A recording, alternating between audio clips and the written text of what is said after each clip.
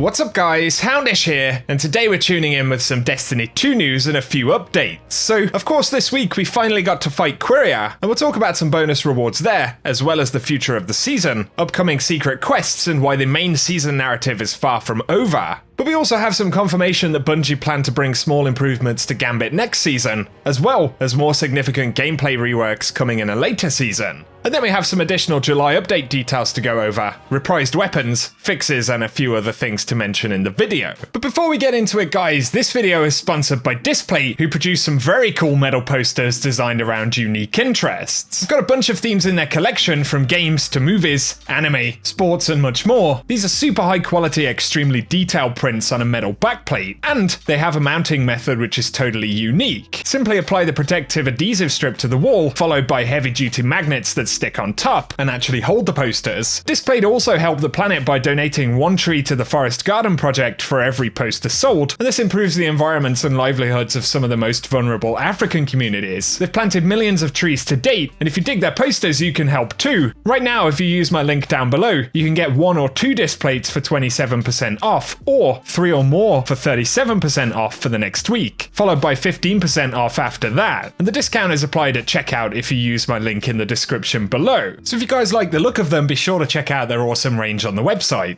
And cheers again to Displate for sponsoring the video. Now though, getting into the content for today, of course this week, spoiler alert if you haven't played just yet, but we got to fight Quria on Expunged Delphi, and we've known for a while that this would be an important part of the season story-wise. We should mention that in this new mission there is an exotic reward in the form of the Zero Nero Ghost Shell, which you can unlock via a triumph when completing the mission without dying.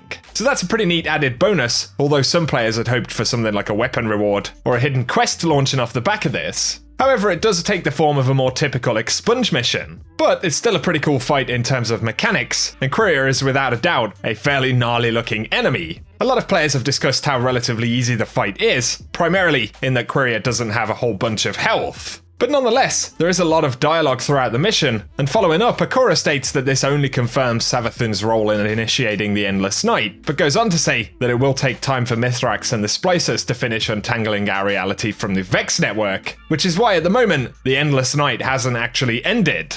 And it does appear that there is quite a bit more to come this season, and while Quria may or may not be dead, other significant events this season do await us. We'll touch on those shortly, but Lakshmi's distrust of the Vanguard continues, as she demonstrates here in the dialogue this week. Oh, Guardian, I wanted to be among the first to send my regards.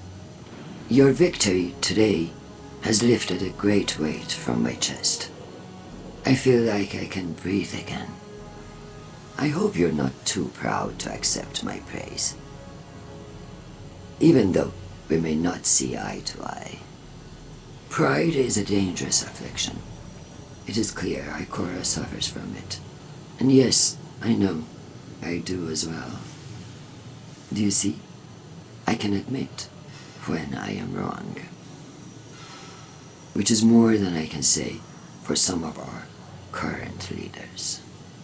The city deserves someone who acts, someone who does what is right, even if it is unpopular. After all, you destroyed Quria against the wishes of countless Vex. You did what had to be done to protect your city. You acted bravely. I admire you for that. You and I, we will speak more when this ugliness is behind us. After the Fallen have returned to space, and this endless night is a memory. Our city could use more heroes.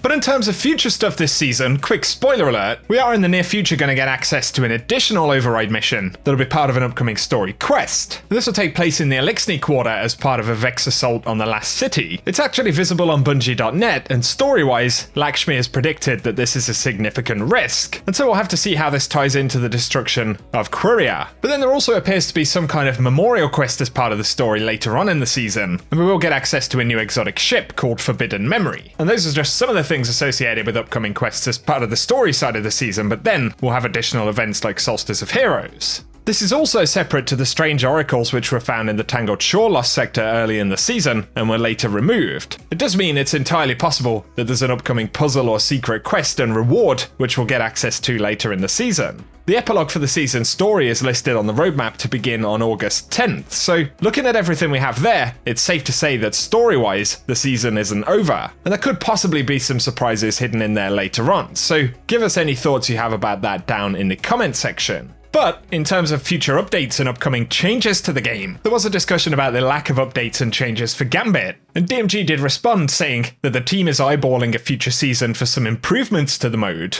We have opportunity for some minor changes in Season 15, but deeper improvements to gameplay will come in a later season as we look to balance workloads for the team. Goes on to say that we'll have details in a few weeks about various reputation system tweaks. Some of the roadwork for this was done in the Season 14 patch, and while we've been asking for feedback about Gambit for a while, we always love to hear what you think about the mode. Now would definitely be a good time for any Gambit feedback. And like he said, there will be some minor changes for Season 15, but the team are looking at a point in the future to target some more significant changes. DMG also added that discrepancies between Valor and Infamy points and how quickly we earn them, as well as non-retroactive challenges, are things on the radar to improve, so Bungie are going to confirm what those changes could be next season over the next few weeks. That's definitely a positive. Once again, give us any thoughts that you may have about Gambit down below. However, for this season, when players asked about Assassin's Cowl for hunters clipping through cloaks in the game, DMG said it looks like they have a fix slated for an upcoming patch. And the next update that we know of for Destiny 2 is the one that we're going to see in July. Bungie have said that this is currently scheduled for the 6th of July, and that's where on the sandbox side, we are going to see the buff to Sleeper Simulant, but also we're going to get the launch of Solstice of Heroes, as well as difficulty options for Vault of Glass. So bear those in mind, but Bungie say they are going to be reissuing some Moon and Dreaming City weapons with new perks. All of the weapons will drop from their original sources on their respective destination. And so for Moon stuff,